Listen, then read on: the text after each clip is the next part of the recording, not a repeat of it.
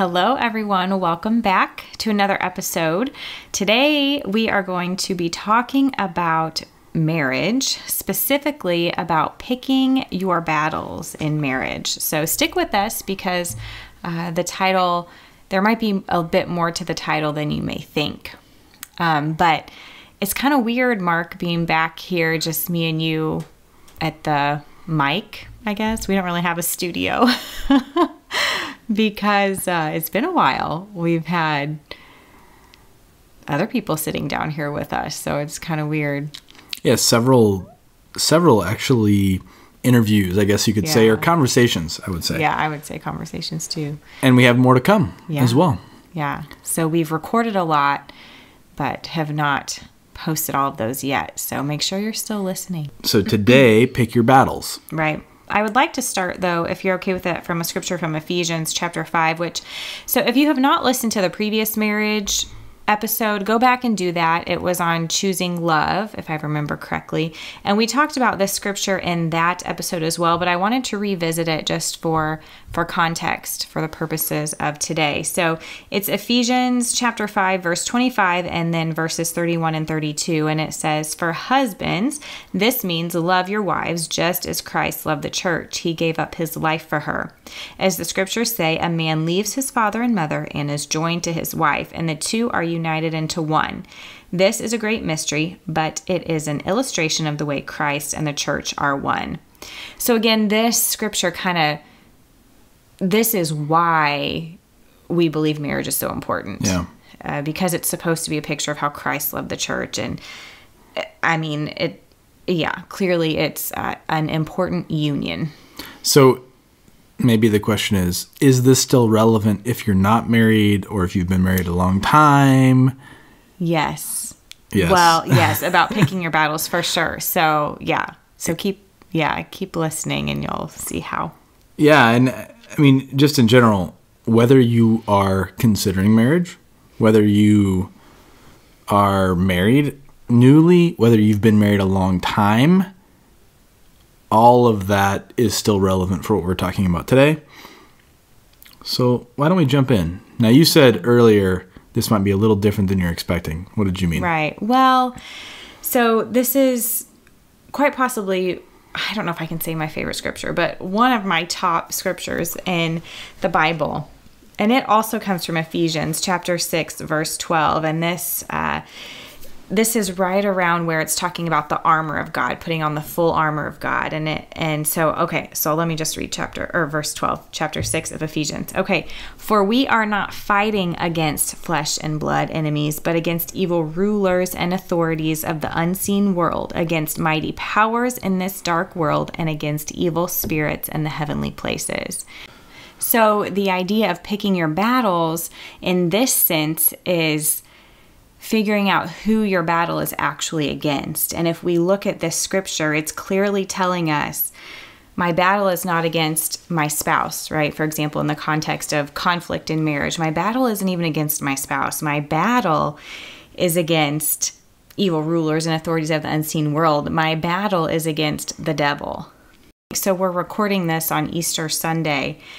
And so just Jesus's death and resurrection is fresh in my mind, and I'm thinking of his walk to the cross and all the things that took place and all the enemies Jesus had, right?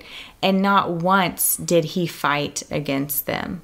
You know, not once did he do that. In fact, he said, "Father, forgive them, for they know not what they've done." And if we just look at that example, you know, he knew who the real enemy was, and he knew he was going to defeat him on the third day, you know, and rise from the grave, and then defeat him once and for all, you know, when he comes again. And I don't know, I think if we look at him as a model, I mean, he loved his enemies because he knew who his true enemy was. Well, he's the ultimate example of this concept of understanding the bigger picture, the bigger perspective. You mentioned Easter, and I remember the one example of Pontius Pilate saying, "Hey, don't you know I have the authority to crucify you?" And he said, you would have no authority over me unless it was given to you by Yeah. by God, basically. Yeah, I like that. And so just this idea that it's bigger than what's right in front of us. Something's going on. So when we think about conflict, it's not about the thing that's right in front of us, so to speak. It's more than that. And what are we striving towards? So, okay, good. So whenever we were newly married, I can recall a lot of times I would say, hey, I'm on your side. We'd be in a conflict and it felt like maybe it wasn't resolving or whatever was happening. And I would say, hey, I'm on your side. And you used to tell me, like, you kind of didn't want that. What was that? What were you thinking during those times? I don't know that I can remember exactly. One time, okay. Sometimes I feel like I was more, frustrated by that. Like, I just want to be mad right now. And no, you're not on my side. This does not seem like you're on my side, from my point of view, because I was angry in that moment. But then there were other times that it was, I don't know if disarming would be a good word, or refreshing, or like,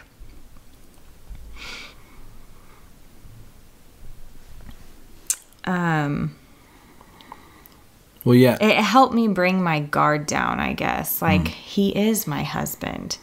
He is on my side, right? The two become one flesh. We're in this together, kind of thing. Yeah. Well, that's a good point. I would say, because, and this gets complicated, but you have to make sure if you're going to say, hey, I'm on your side, don't use it in some sort of patronizing way. Like, I'm going to dig at you or try to win, but hey, I'm on your side. Don't do that. And I don't have a recollection that I was doing that or whatever, but the point being, be careful of that if you're thinking about using that vocabulary with your spouse. If you're going to say, hey, I'm on your side, mean it. And so what does it mean to be on, hey, I'm on your side? What does that mean? So, okay, yeah.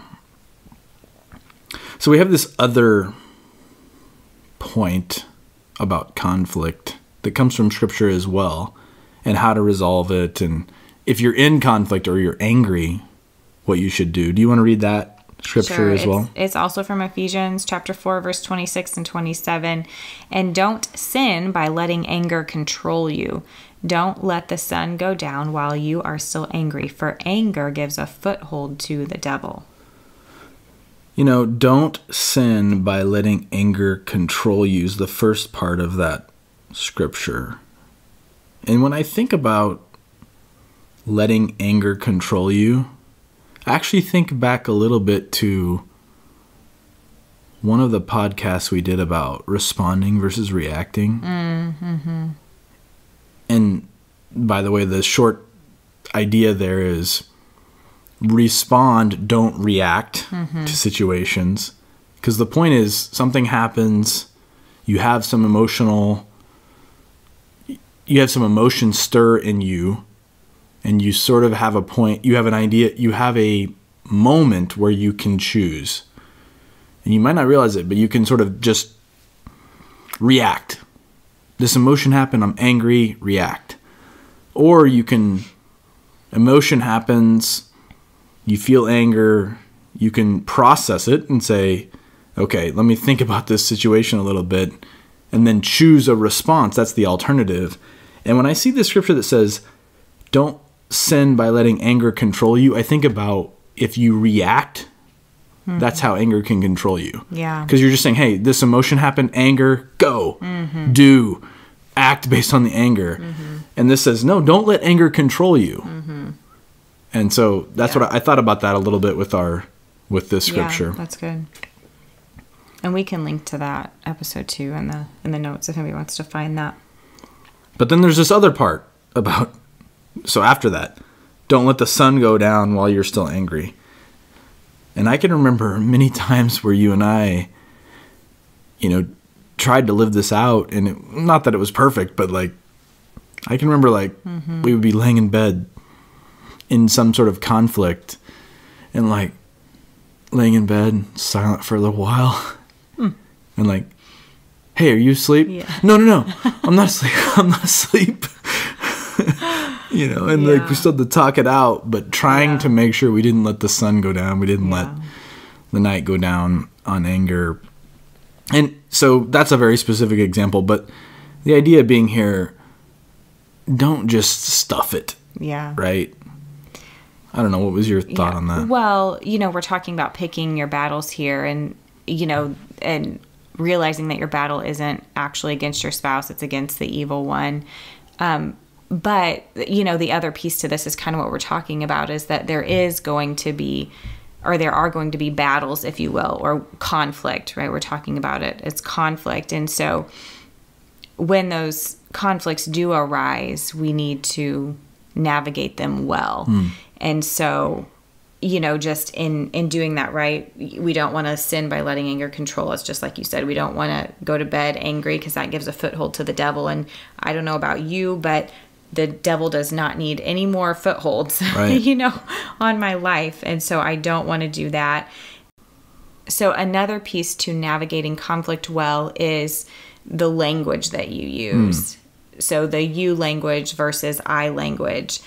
And so, for example, instead of saying you did this or you do that or you make me feel this or using that you language, it's better and more productive to use I language. Like, I feel like this when X happens, or it seems to me that you are not taking out the trash very often and I'm getting very aggravated by that, versus you never take out the trash, We really don't argue about the trash, do we? Well, recycling. No, the recycling is the argument in our house.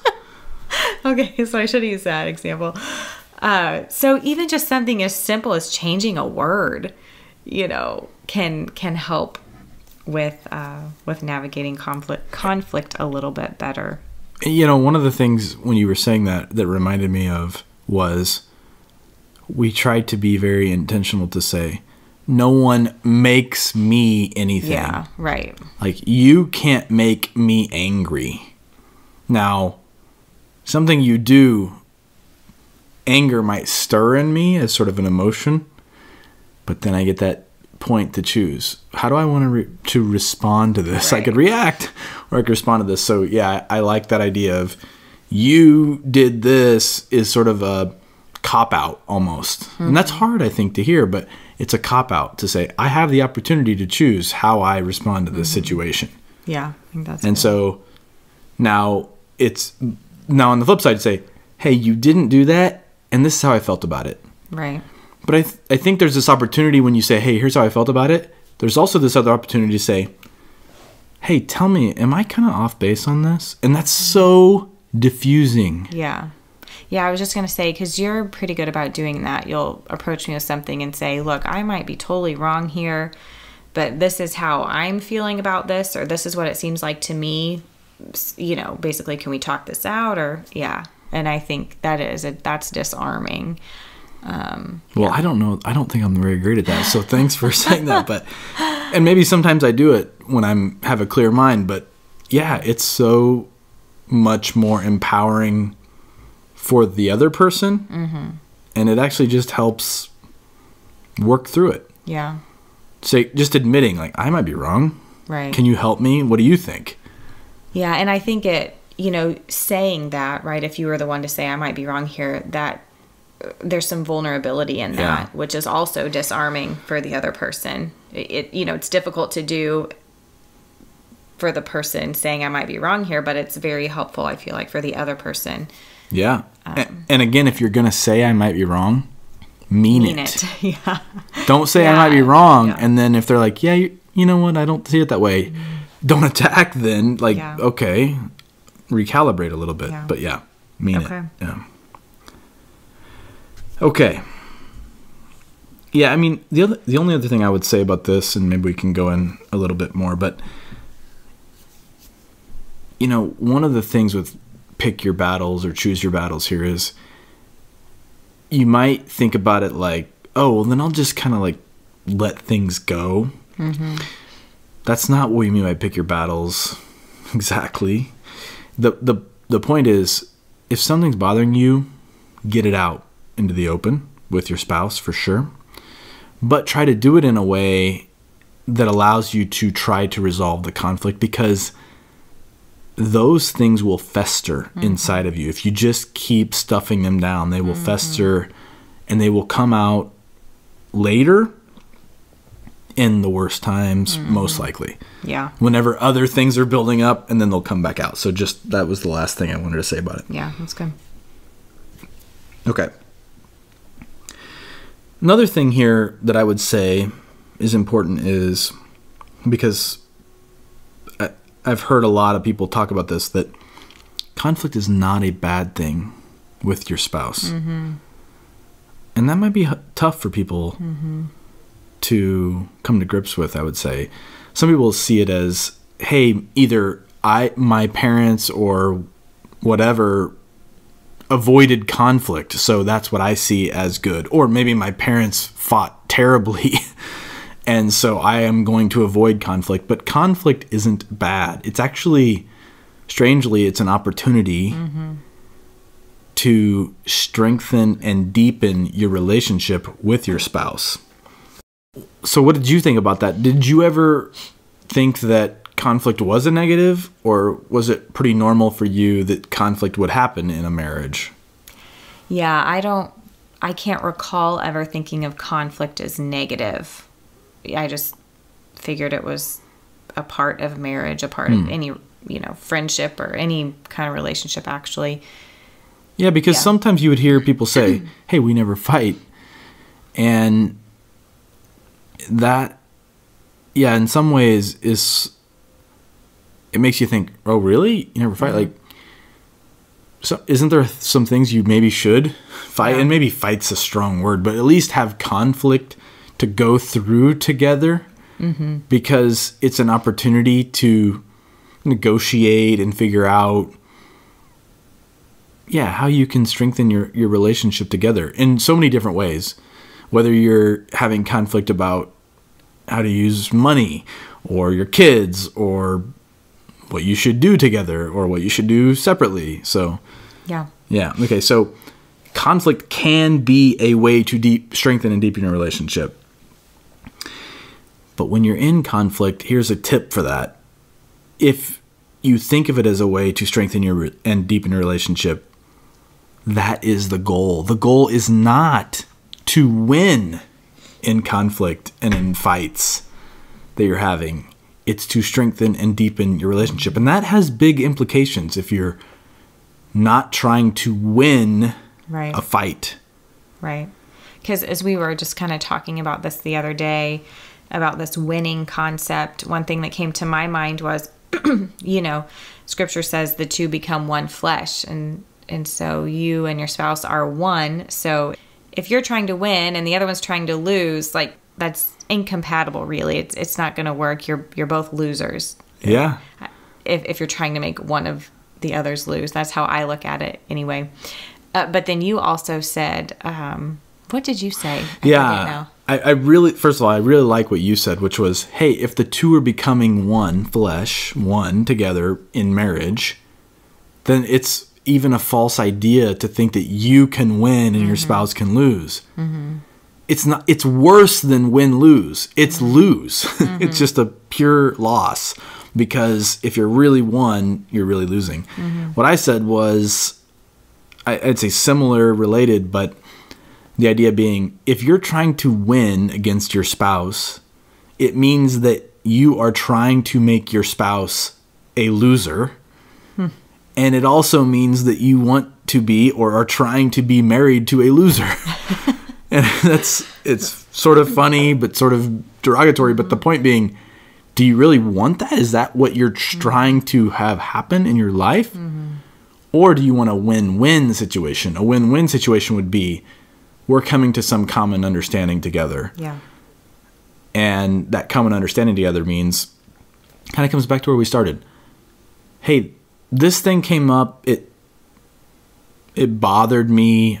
I might be totally off on it. Can you talk through this with me? Because I want us to come out of this stronger, more connected, striving together as one, becoming one. That's a much better way to orient these conflicts. Yeah, it's good.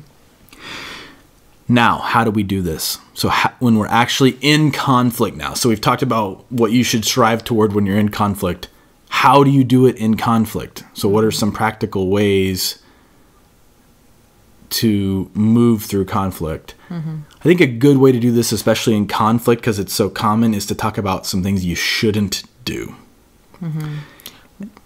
Before you get into that, can I just say, I think James 1:19 is a perfect example of things you should or should not do in conflict, and it's be quick to listen, slow to speak, and slow to get angry.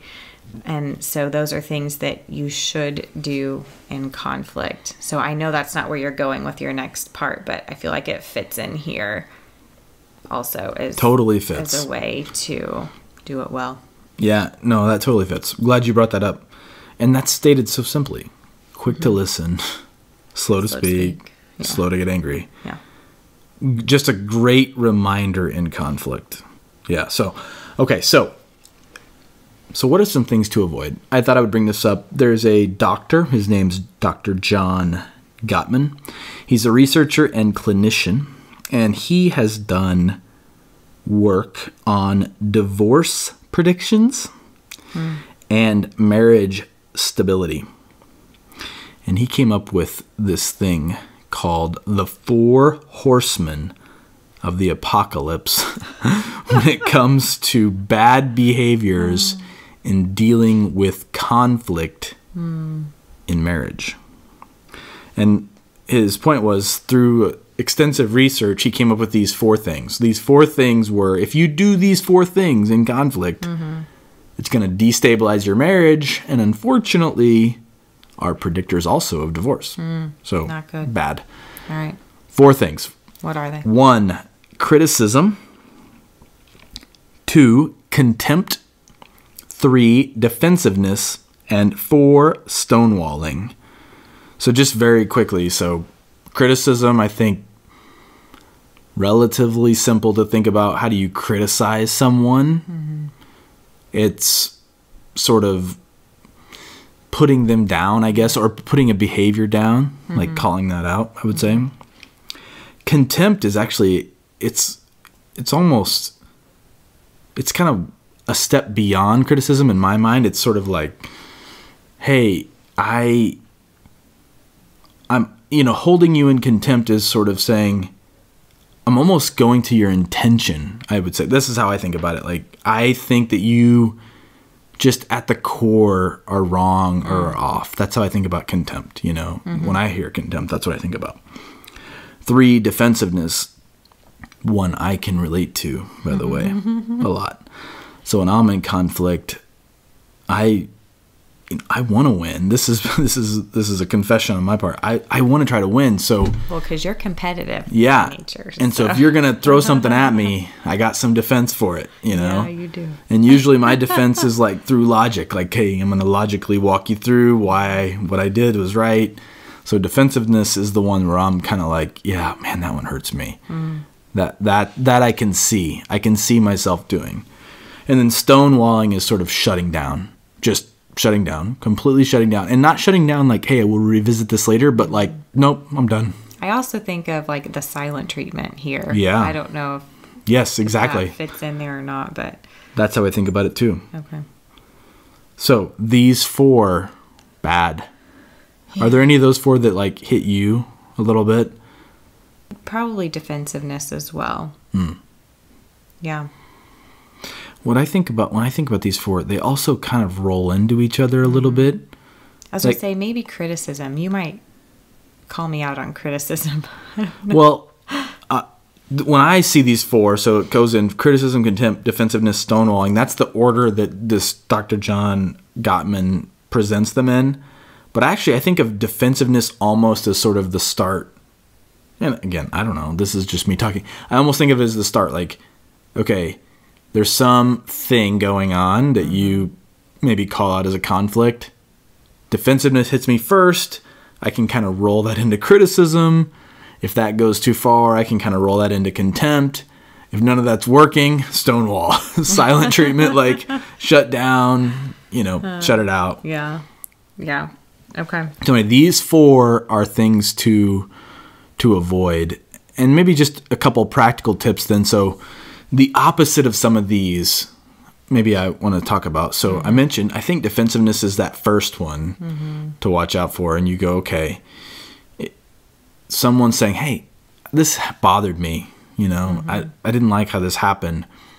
The opposite of defensiveness is a little bit like, how can I take on that responsibility as much as I can, at least? Like, okay, how could I see what you said, Fallon, about what bothered you? How could I be like, I could see how that might have happened. How can I take on some responsibility and say, oh man, I really didn't mean for that. I'm sorry. I didn't mean for that to happen.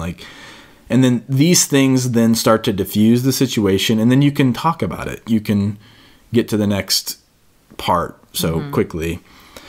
I think criticism and contempt are so criticism's almost a bit back to that respond, react side. Like you can start to react, and that's where your criticism can come in. Well, you never, or you always, that's where I think about criticism, these words of like absolutes. You never, you always do this.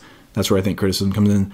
Contempt's almost like a heart thing, and that's tough. Yeah. That's where you kind of need to get into your own prayer closet and say, Lord, forgive me of contempt. I'm holding my spouse in contempt, and you kind of need to defeat that really at the core. Yeah. I was thinking the same thing about those. Just if you notice that feeling, and like Mark, you were saying, that's a heart issue. I think you do need to go to prayer. I mean, I think, go back to that quick to listen, slow to speak, slow to get angry. You might just need to hear your spouse out, and you might need to go pray then before you even come back to speak, especially if you're starting to feel that contempt, for example, or any of these things really, and go to the Lord and ask him to search your heart, reveal any wicked way in me, as the scripture says, pray that and ask for forgiveness, confess those things, and then come back when your heart's in a better state. Yeah. And I would say, thinking about these 4 things, if you find yourself not able to avoid these 4 things, just want to call this out. We've talked a little bit here about not avoiding conflict. So avoiding conflict's sort of bad. In fact, you want to kind of get it out, talk through it. But if you find yourself not able to avoid these 4 things, criticism, contempt, defensiveness, stonewalling, you can sort of call a timeout. You can say, hey, I need a little bit of time. And I want to call out here, this is a two-way street. If your spouse says, I need a little bit of time, give them some time.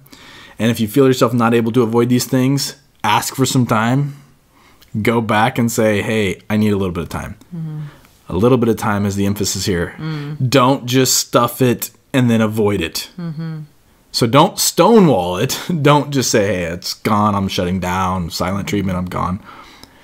Give yourself some time. Get out of there. Get to your prayer closet. Pray about it. Then come back to it. I mean, I think time's critical there as well. So that would essentially be the opposite of stonewalling, right? Yeah. You might need to take a time out for a while, but make sure you come back to it. Yeah, exactly. Okay. So what about things that you might feel, hey, maybe this is just a petty thing that I don't want to. So the point here is pick your battles. Are there things that we need to really do consider to say, hey, I don't think I should make this a battle? Right. Yeah, like that's, probably when you heard the title of this episode, pick your battles, you probably thought it was going to be about, what things should I choose to argue about or battle with my spouse about, or whatever words you want to use. And, so there is that as well. There is that piece to this. And I feel like there are some things that just, they're petty. You know, we joke a lot about, Mark, how you, and I think you do still do this. You know, when you're done doing dishes or giving the girls a bath or whatever, you'll wring out the wash rag, but then you leave it in this crumpled up wad and just set it on the counter or on the side of the bathtub. And I look at it, I'm just like, I put my hands up, like, so confused and just baffled as to why you leave the wadded up wet rag right there. Like, you're supposed to open it up and lay it out so it'll dry. And so I brought that up to you a few times, and then I just gave up. You know, but it's just like, in the grand scheme of things, you think about, okay, is that a battle worth picking, right? Or is it something that is not really that big of a deal? And I don't know of a way for, you know, that's individual. You're going to have to decide that individually. And even maybe through prayer, right? Maybe that's another thing. Like, you just need to search your heart. Like, why does it really bother me that you wad up the wash rag? Well, because then it gets stinky quicker. But is that big of a deal? Like, we have another wash rag, you know? So yeah, I don't know if that answered your question. No, yeah. I think that is a good illustration, even though it's a reflection of me. The idea, though, being that you did bring those up, you brought those things up to me, and whether you think it or not, I've tried to move in that direction more to say, okay, these are the types of things I should do better at. I can actually think of another one, which was when I would get out of the shower, I would step out of the shower and onto the floor and let myself drip onto the floor for some reason. I forgot about that. And somehow in my brain that made sense that I would step out onto the floor, then dry myself off. And you were like, what? Why would you do that? And I'm like, well, that's just what you do. I forgot about that. And in that case, I got over the defensiveness and I said, okay, well, there is a better way. I could just dry off in the shower and then before I step out of the shower. So it's okay to bring some things up and think about, you know, what you can do. But then, like you said, hey, is this a big deal for me? You and I have talked about this a little bit too, that I will never be as good as you at noticing things either out of place or that need cleaned up. But I would like to think I've tried to nudge myself more in that direction because I know it matters to you. And I think you've nudged yourself in the direction to say, oh, Mark will never be as perceptive as me to these things. And so I'm sure there's times where you're like, okay, this is something I would like to point out, but I'm not going to point it out because it's okay.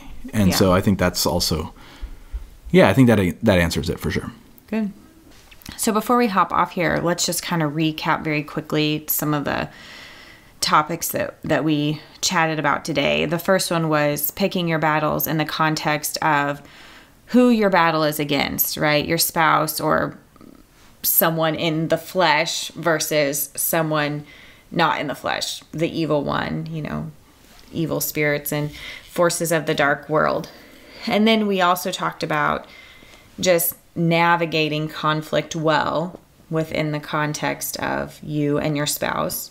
Or, you know, a lot of these things could apply to you and someone else as well, how to navigate conflict well. And then we chatted about picking your battles, as in which battles do you pick, right? Which things do you choose to, for lack of a better phrase, make a big deal of versus what things you don't.